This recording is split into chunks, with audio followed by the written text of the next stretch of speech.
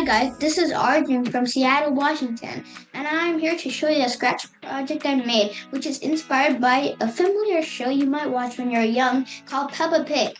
I got inspired of it because I watched it when I was young, so now I'm here to show you a similar but smaller version episode of it. So first, Peppa and George are playing with a ball. They're having a nice time in the sunshine.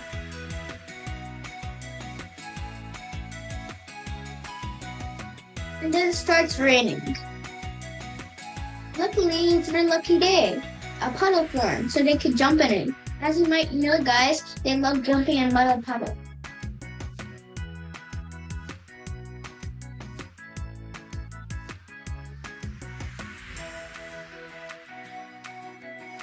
Yeah, they're getting a bit tired, but Peppa Pig is just gonna do its last jumps. Then they're going back to the house. George Pig finds a nice spot in the couch with Mommy and Daddy Pig, and Peppa Pig gets a cake. They all sit down watching TV and laughing happily. And that is my scratch project. I hope you enjoy.